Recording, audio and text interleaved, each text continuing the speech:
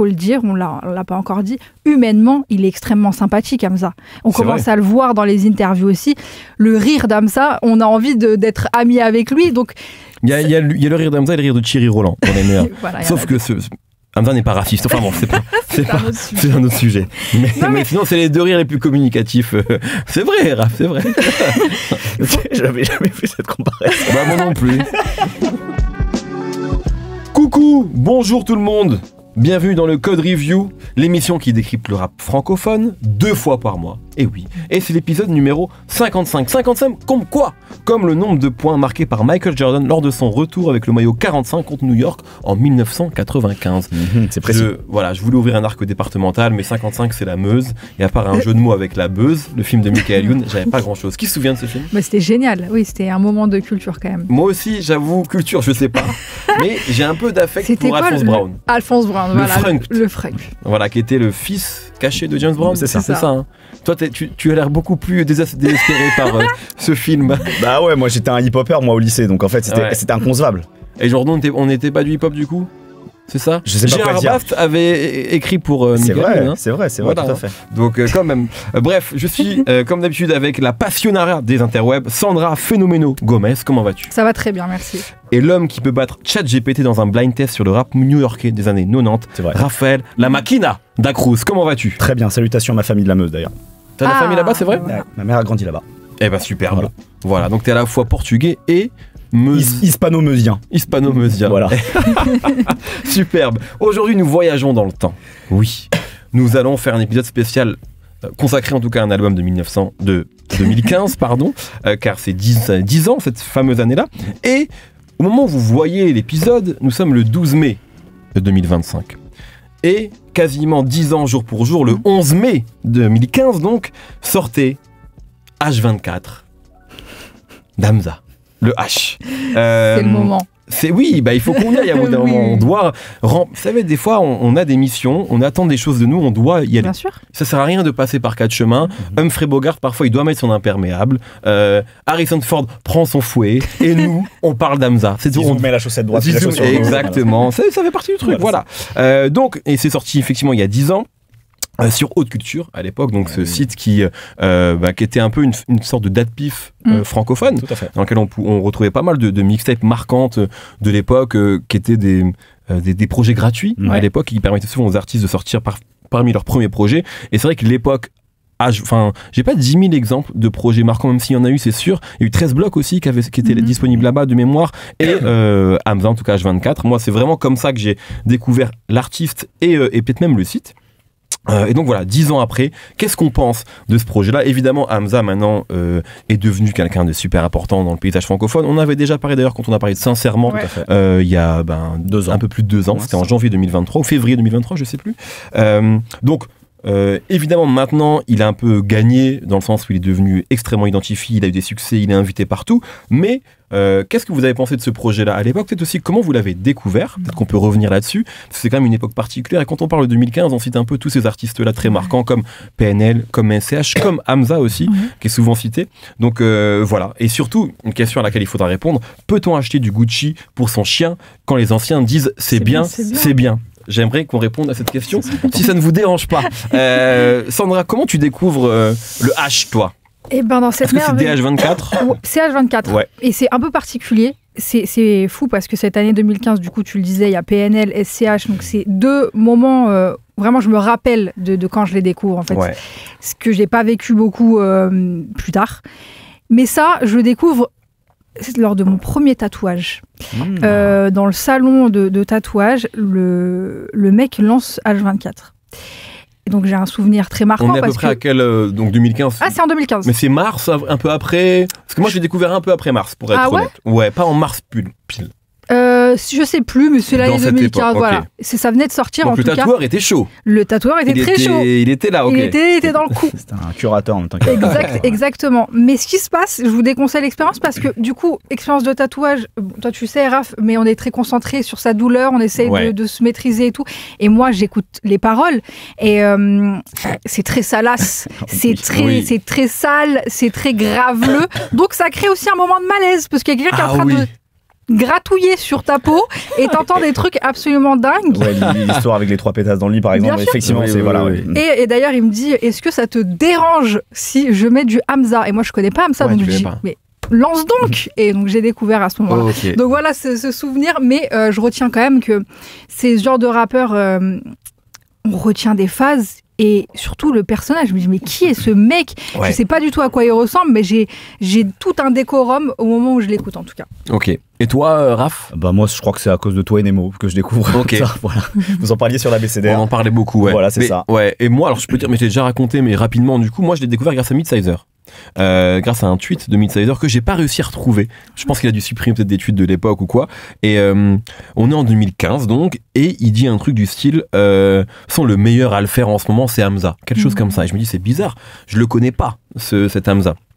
Donc très rapidement, comme je fais confiance à Sizer, je vais sur YouTube et moi je tombe sur le clip de Minimum. Et là c'est coup de foudre. Ouais, coup de foudre. Coup de foudre à Molenbeek, c'est le nom d'une comédie romantique peut-être. Un coup de foudre, vraiment, où en fait je me dis, qu'est-ce que c'est que ça? Tu vois, effectivement, parce qu'il y a un truc très américain, et Minimum d'ailleurs, c'est un morceau qui fait vraiment penser à du Ray Schremer. Ah oui. Ray Schremer de l'époque. C'est une grosse influence sur la mixtape, on va en parler après. Pas que, il n'y a pas que Ray Schremer. D'ailleurs, c'est une influence, une mixtape où il y a beaucoup d'influences, mais c'est vrai que je pense vraiment à Ray Schremer, cette époque-là, vraiment. On a un peu oublié ce duo aujourd'hui, qui a été très important. Très important à un moment. Et je me souviens d'ailleurs, un peu après, en août, on part à Londres quelques jours avec Nemo, d'ailleurs, et je me souviens que je mets ce morceau-là, et il pense que c'est Ray Schremer. Alors qu'il avait écouté, mais comme tout se mélanger, c'est tellement proche. La prod, elle fait très justement le premier album de Ray Schremer. Ce truc très aérien, ça fait très No Type, tu vois. Exactement, c'est vraiment No Type. Mais donc, j'adore, parce que c'est du rap américain que j'écoute, et c'est aussi l'époque où, je crois que 2015, enfin fin 2014-2015, c'est vraiment là où, comme beaucoup de gens, je découvre Young Thug, qui est vraiment un énorme choc pour moi, mais pour beaucoup de gens, je veux dire, c'est pas très original, mais où vraiment Young Thug fait partie de ces rares artistes quand même dans un parcours d'auditeur, je trouve rap, quand t'écoutes du rap depuis longtemps, qui te bouscule et où tu passes presque de la détestation au début quand tu comprends pas à l'adoration, enfin j'exagère avec ces termes-là, mais en tout cas à ce côté... C'est fascination fou, en fait. En tout cas. Fascination, exactement. Et avec en point d'orgue Barter Six, qui sort aussi en 2015 d'ailleurs, où vraiment je me souviens qu'à l'époque je parle beaucoup de Young Thug parce que pour moi c'est un peu un point de référence où il est beaucoup critiqué par des gens qui sont un peu attachés à une esthétique de rap et en même temps il est vachement encensé par des gens qui se prennent ce truc-là et le côté très novateur qu'il a. Et c'est parce qu'en plus on a un moment où la trappe commence un peu à se démocratiser, où les gens commencent à s'habituer à ça et d'un seul coup t'as un ovni qui arrive et qui bouscule encore plus les codes. Donc ça, avec tout un truc, avec des critiques d'ailleurs que se prenait un peu son héros un peu avant, Lil Wayne, sur le côté on comprend pas ce qu'il dit, qu'est-ce que c'est la dégénérescence du rap, mais en tout cas c'est une influence très importante et clairement que Hamza a, donc ça je le vois aussi, j'ai l'impression d'avoir un francophone, parce que je sais même pas si je sais qu'il est belge à ce moment-là, qui comprend en fait toutes ces influences-là en temps réel, sans 6 mois, 1 an, 2 ans de retard. Effectivement, tu vois du Young Thug, du Ray Schremer, du Jeremiah, et puis après futur aussi. Du futur, bien sûr, tout ça, même du Drake aussi. Et puis aussi après il y a lui. Tu vois, et ça je le vois dans le clip de Minimum et je me dis bon, l'attitude elle est folle parce qu'effectivement bon il est là, petit, énormément d'assurance, le look. Je peux vous dire exactement comment il habille dans tous les clips de H24. Et il y a des clips malheureusement qui ne sont plus disponibles. Moi j'avais un rituel, c'est à cette époque-là, je sortais beaucoup, chose que je ne fais plus du tout aujourd'hui. Et quand je rentrais le soir, je regardais les clips de Respect. Ce clip de Respect là, avec cette espèce de manteau noir long et les moves qu'il faisait là, le piou-piou là, incroyable. Moi je crois qu'il y a un truc un peu de fascination pour lui, je me dis mais c'est quoi ce gars en fait, tu vois, il est trop stylé. Et d'ailleurs, mais je crois que j'en avais déjà un peu parlé ici, mais c'est vrai qu'il y a un peu une forme de nostalgie, sans dire que c'était mieux à ce moment-là ou quoi, mais quand tu découvres quelqu'un, l'outfit, il y a un truc vraiment qui est assez unique où je me dis putain mais c'est trop cool. Donc c'est comme ça que je le découvre. Et moi c'est avec, tu parlais à quel point l'image est liée aussi à la découverte d'Hamza. Moi c'était justement, je crois que vous aviez partagé le clip de La Sauce. Et je me prends en fait le clip de La Sauce justement. Et pareil en fait un petit peu comme quand tu découvres Young Thug à l'époque, tu te grattes un peu la tête. Qu'est-ce que c'est que ça? Je pense que beaucoup de gens se sont grattés la tête à l'époque sur Hamza. En fait il y a un truc où je me dis il a une voix hyper intéressante. C'est pas un truc qu'on a l'habitude d'entendre dans le rap francophone. Déjà que le rap francophone était vraiment en train de changer justement avec ce truc de plus en plus assumé de chanter sous autotune, etc. Là il y a le barrage avait cédé quoi. Puis lui c'est un des mine de rien des premiers pardon de te couper qui est à la fois entre le rap et le R&B. Exactement. C'est pour ça que vraiment à mi-distance. sens, quoi. Exactement, c'est pour ça que je parlais de sa voix. Tu citais quelqu'un comme Jeremiah, je pense que c'est effectivement très très important sur sa manière d'appréhender sa scansion et sa manière d'interpréter en fait. Et ouais, et puis en fait, il y a toute la gestuelle, tu vois, la dégaine, tout en fait. Je pense que ça joue vraiment sur l'espèce de porte de péage que ça pouvait être à cette époque-là de découvrir Hamza, quoi. C'était l'époque aussi où on dabait. Voilà, exactement. Quelle époque. On a tous dabé. Est-ce qu'on n'est pas un peu nostalgique du dab? Est-ce que tu penses que ça peut revenir, le dab? Faites-le revenir, je sais pas. Non, il y aura un nouveau truc. Oui, c'est sûr.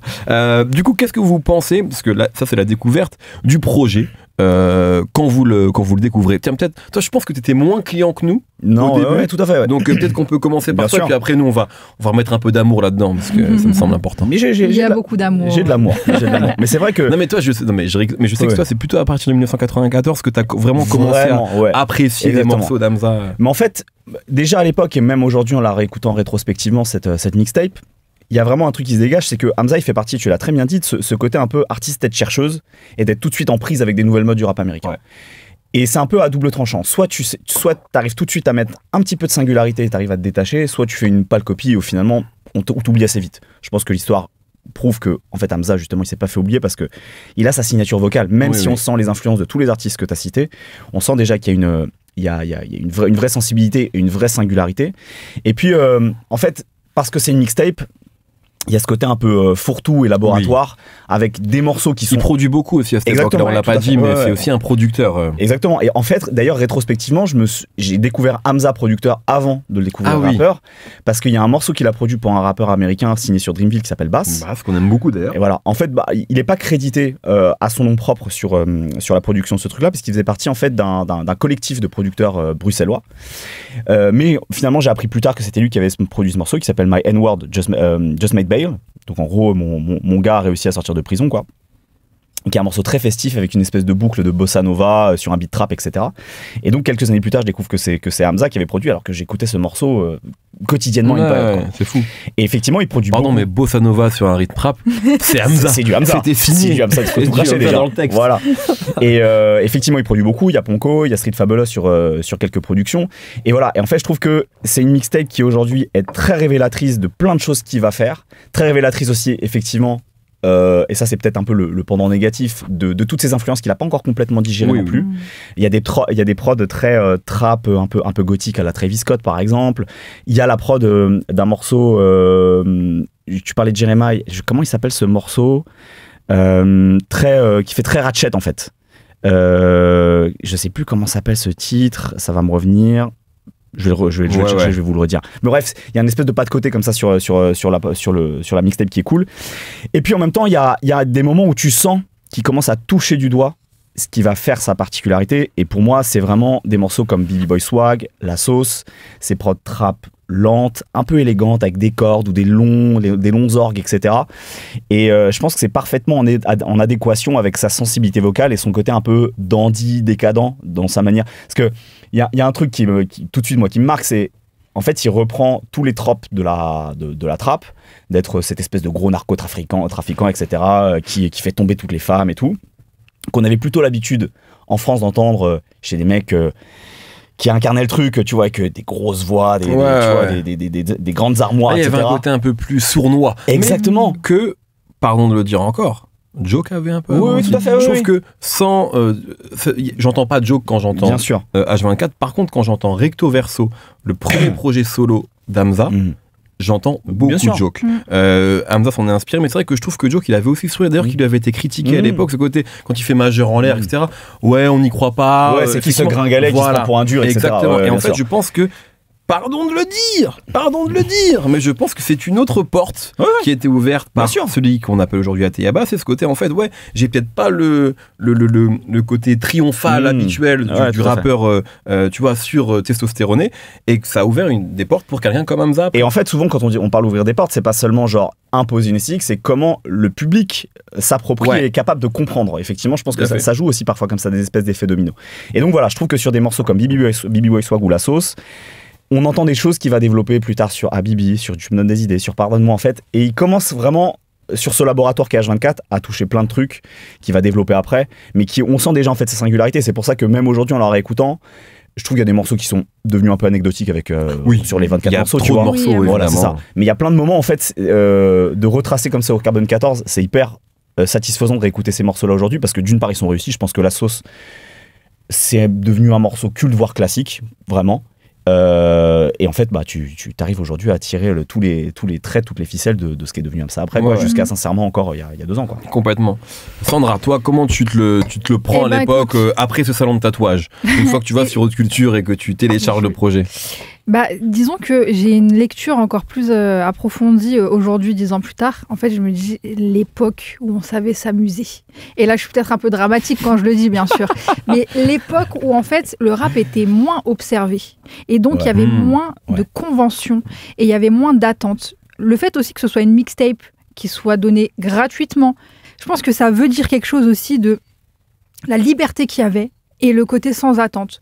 Je suis beaucoup attachée à ça. On en a déjà parlé plein de fois. Il y a d'autres exemples. On parlait de Vald, on parle de PNL aussi, les premiers projets.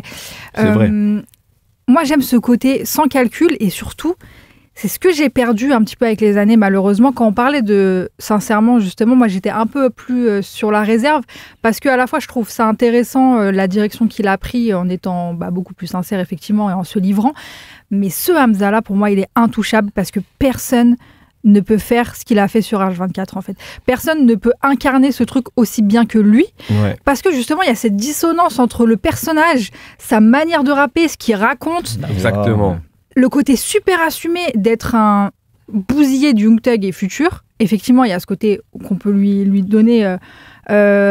il a été direct, il a direct compris que c'était ça le truc à faire.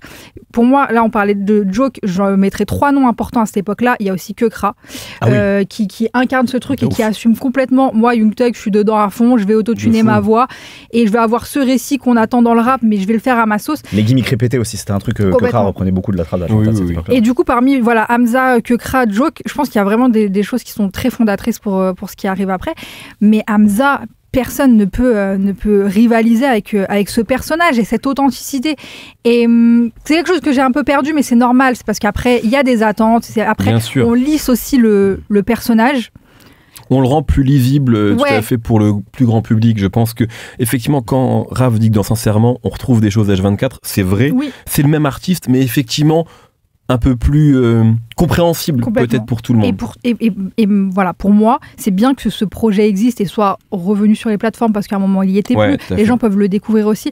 Mais il y a cette magie d'un gars qui... Du début. La magie du début, on ne peut pas la remplacer. Même si c'est pas pour moi son meilleur projet, parce qu'effectivement, 24 titres, c'est un peu long, il y a quand même une bonne moitié au début qui est incroyable, un enchaînement de morceaux où tu te rends compte à quel point... il y a des refrains terriblement efficaces. Désolé, mais Bibi Boy Swag, l'enchaînement là, Bibi Boy Swag, Minimum, La Sauce. C'est dingue. Le projet peut s'arrêter là. Le projet peut s'arrêter là. C'est un classique. Je crois qu'il y a Minimum qui traîne pas loin. C'est en deux. Après, il y a Danse pour moi, et Moula. Enfin bon, bref. Jusqu'à Moula aussi, c'est complètement dingue ce qui se passe. Moi, à cette époque-là, pardon de te couper, j'avais un morceau préféré qui changeait tout le temps. C'est-à-dire qu'en fait, à moi, mon morceau préféré, c'était Design. Genre, c'était trop bien. Feu, à un moment, c'était Feu. Puis un peu après, il y a Mi Amor qui est quand même devenu, on parlait de La Sauce, qui est devenu peut-être le morceau préféré de ce projet-là des fans d'Hamza. Et d'ailleurs, qui est souvent un des rares morceaux avec La Sauce, bien sûr, qui joue encore sur scène. Mi Amor est vraiment devenu un des classiques, je pense, dans sa discographie. Et avec du recul, en le réécoutant, c'est un album, un projet, une mixtape qui est conçu, t'as l'impression que c'est conçu pour des strip clubs, alors qu'on est à des années-lumière de cette vie-là, tu vois. On a des années-lumière d'Atlanta, de Young Thug, même, je sais pas s'ils ont vraiment des choses en commun, si tu mets les deux à côté, mais il absorbe le truc, il le fait à sa manière, et je pense que c'est aussi la démonstration de à quel point c'est intéressant quand les artistes ne jaugent pas trop le risque, le potentiel, et ils vont totalement librement, même si ça ressemble à des trucs qui existent déjà. En fait, je trouve qu'il amène sa patte très européenne, belge aussi, puisqu'il y a un côté aussi revanchard, niaque, parce qu'on ne fait pas partie du rap français encore à ce moment-là. Marocaine aussi, d'origine marocaine. Oui, il y a beaucoup de mots en arabe aussi, par exemple, etc. Bien sûr. Et il apporte vraiment sa propre culture dans un truc qui est en totale domination. Donc le rap de Young Thug est en totale domination, il se l'approprie. Et voilà, j'aime quand c'est complètement assumé comme ça donne un projet. Et surtout, pour moi, c'est le début de la recette Hamza. Je vais faire des refrains, je vais tout misé aussi sur ma personnalité. L'écriture, elle est dingue. Il y a des phrases, c'est pas l'écriture qu'on retient forcément, mais il y a des phrases qui sont absolument remarquables. Tu fais le puff d'Eddie, t'as la dégaine d'un Klaoui, bien sûr. Je suis autant Illuminati qu'un Nacho. Qu'est-ce que tu veux faire à côté de ça ? En fait, le truc. Et en fait, voilà, j'aime beaucoup cette liberté et c'est pour ça que c'est pas mon projet préféré d'Hamza, mais j'ai trop d'affection pour ce moment-là. Vas-y, en fait, il y a un truc que tu disais intéressant sur quand tu mets côte à côte ce disque-là qui est un peu fondateur et sincèrement qui est vraiment son comment dire son blockbuster et puis l'album de la consécration publique aussi, public en tout cas. Pour moi la question c'est en fait effectivement où on place le curseur dans ce qu'on attend d'un artiste, dans un art donné en fait. Est-ce qu'on cherche constamment l'innovation et la fraîcheur en fait, parce qu'en fait c'est ça, c'est pourquoi H24 ça a été aussi marquant, c'est pour cette fraîcheur-là et pour cette spontanéité et pour ce non-calcul total, c'est-à-dire de embrasser complètement des nouvelles tendances du rap américain, de se les approprier, de faire ce qu'on veut dessus, tu vois, en étant fun. Ou est-ce qu'on cherche de la maîtrise plutôt que en poussant une singularité, quoi, pour exploiter au mieux certaines émotions, tu vois, la sincérité, comme tu disais, ou même une forme d'aboutissement. Moi, c'est ça que j'avais dit sur Sincèrement, c'est peut-être son album le plus abouti, sur en tout cas une forme d'essayisme, pas tout, parce qu'il y a plein de personnalités ou plein de tendances musicales chez Hamza, mais en tout cas sur ce truc qui touche du doigt parfois sur H24. C'est pour ça que je comprends parfaitement qu'H24 se soit devenu culte pour toutes les raisons que tu as citées, mais en même temps, je vois aussi tu vois, toutes les limites de. C'est encore un peu une pierre précieuse mal dégrossie, quoi. Et c'est aussi pour ça que c'est excitant. C'est parce que précisément, il y a tout ça qui se passe, il y a cette énergie, il y a ces trucs complètement absurdes, mais qui sont drôles. Tu vois, on parlait de La Fouine il y a 2 semaines. Pour moi, il y a aussi cette filiation-là. C'est-à-dire que ce truc d'assumer ce côté ignorant rap en étant drôle, en fait. Parce qu'il y a ce truc, à un moment donné, il a une phase aussi sur... Elle a des chewing-gums plein les cheveux, elle est passée sous bureau. Enfin, tu vois, t'as l'image directe et tu dis, qu'est-ce que c'est con, mais qu'est-ce que c'est drôle, en fait. Voilà. Et en fait, il y a ce truc complètement assumé d'aller au bout, même dans la voix. Tu sens qu'il maîtrise pas encore cette énergie. C'est Goku qui découvre qu'il devient Super Saiyan, quoi. Des fois, il monte dans des trucs, tu sens que c'est pas juste, mais comme il a sa singularité vocale, ça marche. Et donc, pour moi, voilà, il y a vraiment ce truc-là avec cette mixtape-là, c'est juste cette fraîcheur, quitte à ce que parfois, effectivement, ce soit encore. Pas bien maîtrisé, que ça tape contre les murs, quoi, tu vois. Oui, il y a un côté, en fait, effectivement, expérimental et laboratoire, mais en même temps, moi, ce qui me choquait aussi à l'époque, indépendamment des prods, etc., parce qu'il y a des prods mortelles, certaines vieillissent un peu mal aussi, mais comme beaucoup de trucs de cette époque-là, de la trappe aussi. On en parlait sur Gradure il y a quelques mois. Exactement, voilà, même sur des trucs américains que tu écoutes de l'époque, il y a des choses qui sont vraiment marquées sur une époque.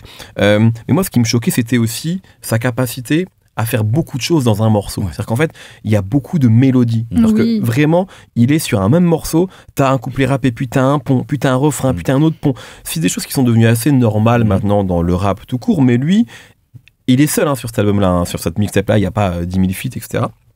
Il arrivait vraiment tout seul à occuper le terrain et à proposer beaucoup de choses sur un même morceau. C'est ça, moi, qui me choquait vraiment quand j'écoutais cette tape, quand je regardais les clips. Je le trouvais déjà très complet, pas encore complètement abouti, effectivement, mais déjà, le potentiel était vraiment extrêmement riche, quoi. Et je pense que c'est ça aussi qu'on sentait, c'est notamment, je pense, à l'époque de H24, puis après, il y a eu Zombie Life, qui est sorti après, qui a pas eu le succès, globalement, qui est un projet qui a pas bien vendu.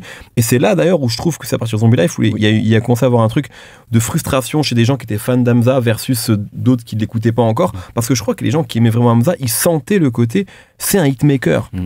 On sentait qu'il y avait des morceaux qui pouvaient être entendus, écoutés, aimés par tout le monde. Mais ces morceaux-là, soit n'arrivaient pas au public, soit étaient mal amenés, soit... Et je pense que moi, c'est pour ça aussi, je pense que j'ai eu une frustration pendant longtemps, pendant 2-3 ans sur Hamza, c'est que pour moi, c'était le plus fort, en tout cas dans ce registre-là. Je trouvais que c'était vraiment celui qui était le plus à même de faire à la fois des morceaux de rap, mais qui plaisent potentiellement au plus grand nombre, et en même temps, ça marchait pas. Et alors, ça marchait pas peut-être aussi pour d'autres raisons, tu vois, de marketing, enfin, il n'y a pas que la musique. Et je pense qu'on était beaucoup comme ça. À l'époque, il y avait une forme de communauté un peu. Il y avait un culte, il y avait déjà un culte autour de Hamza, bien sûr. Un petit peu. Et il y avait cette frustration de se dire, mais attends, pourquoi il est pas tout là-haut Et je pense que ça, c'est dès H24 où tu sens le côté. C'est trop fort. Moi, le nombre de fois où vraiment, je me souviens avec des amis, bref, on écoutait toute la mixtape, on se disait, mais il n'y a que des hits. On exagérait, il n'y a pas que des hits dans H24, mais il y a vraiment quand même un terrain déjà super solide, en fait. Pour moi, il y a le maître étalon de la façon de faire de la musique les années qui vont suivre, en fait. Ce côté, justement, où les rappeurs chantent, Les rappeurs sont dans un côté parfois très superficiel, très américanisé, là où il y a eu longtemps un complexe dans le rap français aussi de pas trop vouloir y aller parce qu'on était attaché au verbe, à la rime, etc. Alors c'est vénalité max là. Complètement, c'est décomplexé, c'est bête parfois, c'est ultra vulgaire alors qu'il y a encore des combats pour... parler de plumes, voilà, justement, c'est des années aussi où on parle de rap en disant, enfin, on met une espèce d'échelle de valeur, la plume. Hamza, on parle pas de sa plume, en fait, justement. Mais par contre, tout ce qui a fonctionné les années suivantes, c'est présent, en fait, la source, la genèse de tout ça, c'est les morceaux qu'il y a dans H24. Et pour moi, il le matérialise très bien avec 1994, où là, il maîtrise la formule H24 et il le donne au plus grand public, et je pense que c'est le premier step qui passe dans sa carrière. On peut en parler parce que je crois que vous deux, vous avez votre projet préféré d'Hamza, c'est un 994 ? Ouais, tout à fait. Ouais, absolument, parce que pour moi, en fait, justement, sur ce truc entre la fraîcheur et l'aboutissement, la maîtrise, pour moi, c'est à ce moment-là où il commence à maîtriser, en fait. Rien que le fait que ce soit un disque plus court, je pense que déjà, il comprend mieux comment mieux ramasser sa musique sur un disque, une œuvre, quoi. Et puis, parce que pour moi, il y a tout Hamza, sans s'éparpiller sur ce disque-là, justement. Et en même temps, il y a aussi le Hamza qui... teste des nouvelles choses ou prolonge des nouvelles choses. Je pense évidemment à des morceaux comme Migal, comme Vibe, où il va sur des choses beaucoup plus caribéennes et où il le fait très bien.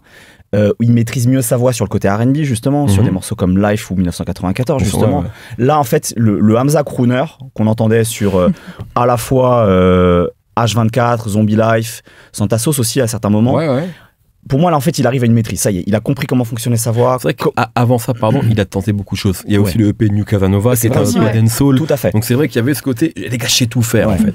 Et à un moment, moi, je me suis même dit, il sait tout faire, mais est-ce que c'est le meilleur pour l'incarner? Est-ce que finalement, c'est pas un auteur? Je me suis même posé cette question. Vu que ça marchait pas, je me dis peut-être qu'en fait, ce sera le top DA. Voilà, ce sera un DA top liner, mais les gens sont pas prêts à se prendre autant de talent. Et en fait, c'est quand même à ce moment-là que il se passe quelque chose. Parce que voilà, comme tu dis, il arrive à mieux l'incarner. Il arrive même presque à jouer un peu justement de son look. Je pense au clip de Vibe, par exemple. Tu vois, il en joue.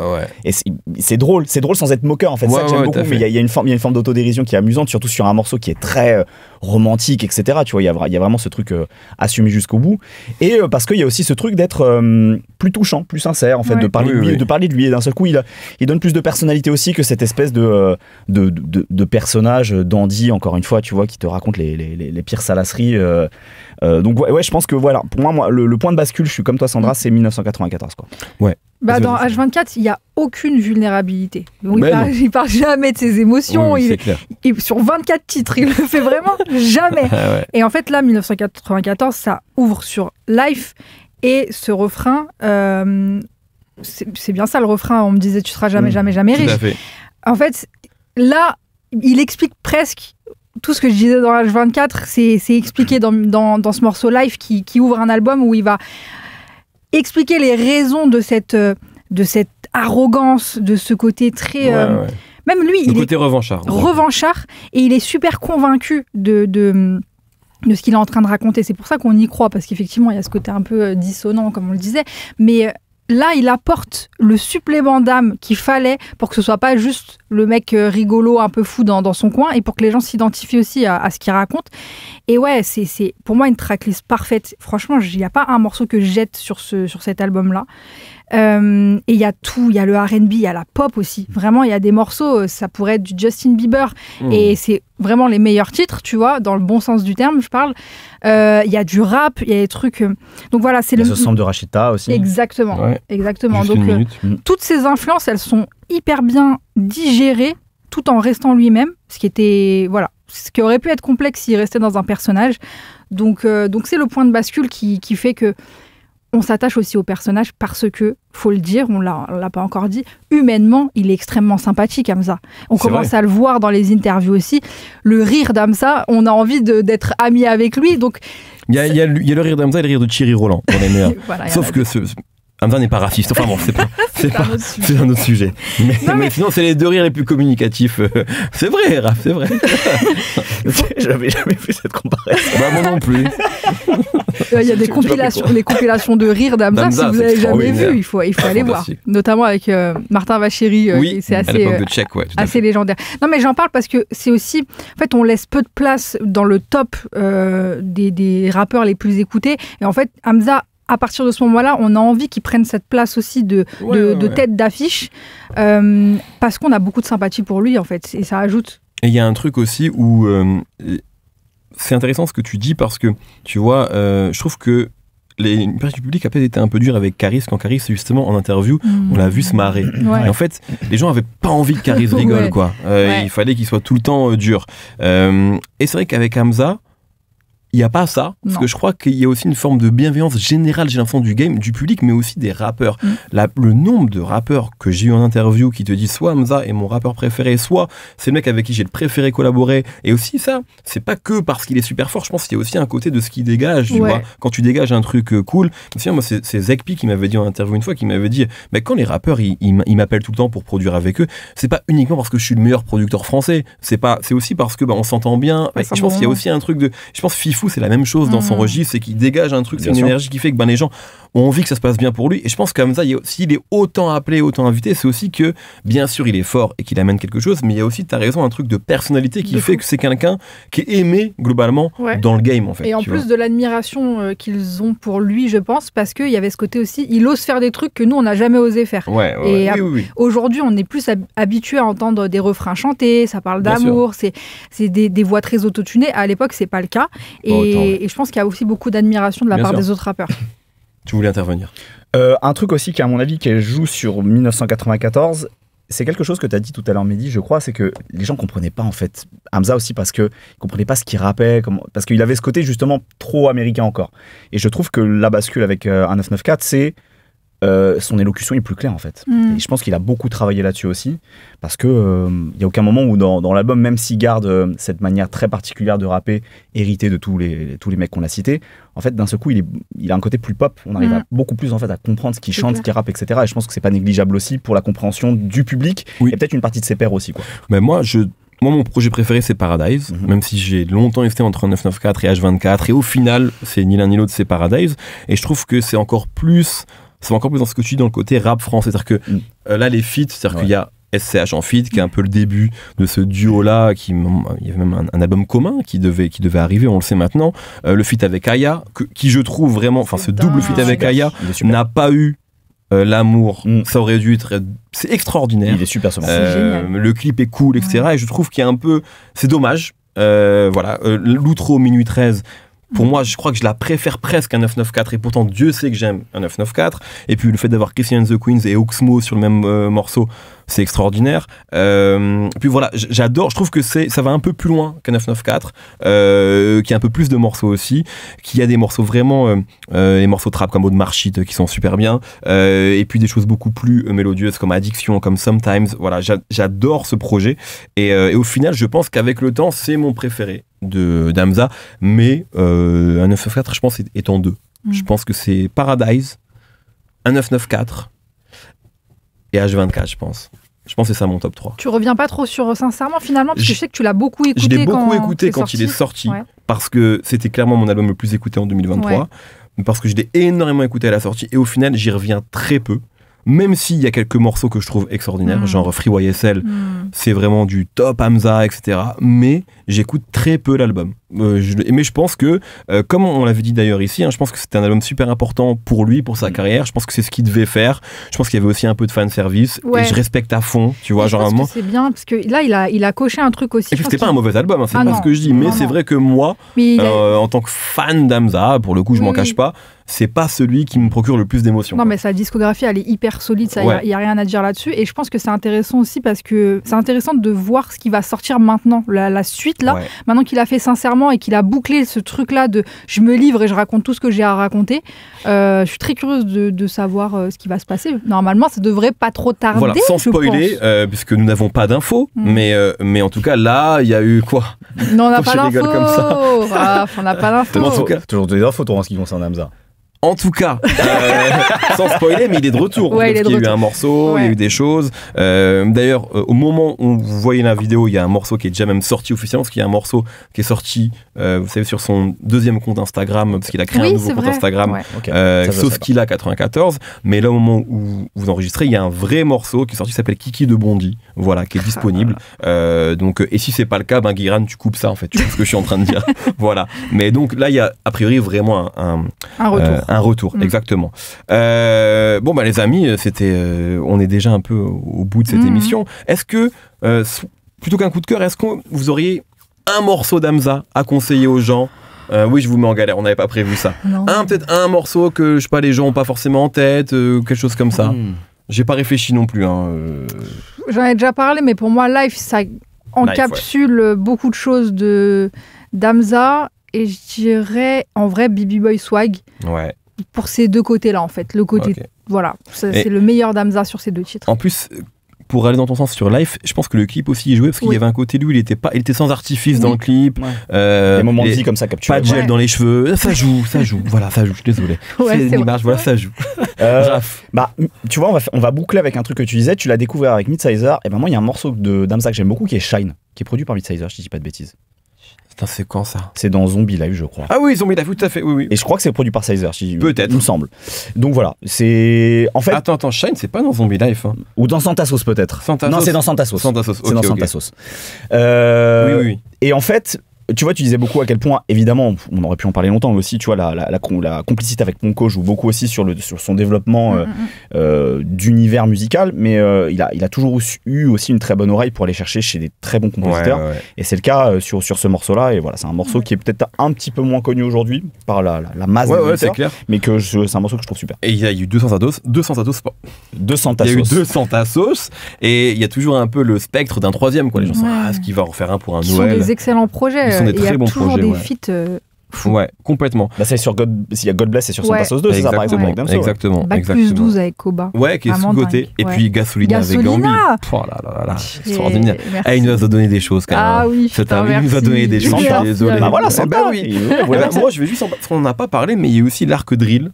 Chez Hamza, qu'il a plutôt bien maîtrisé. Alors 140 BPM2 qui était un projet qu'on retient assez peu finalement, parce qu'il y avait, c'était un projet entier drill, il y avait des bons morceaux, notamment le morceau avec Z qui avait été clippé, qui était super, mais sur lequel je reviens un peu pour être honnête, mais 140 BPM 1 sorti pendant le Covid, 3 titres, dont Netflix avec les 3 titres en noir et blanc.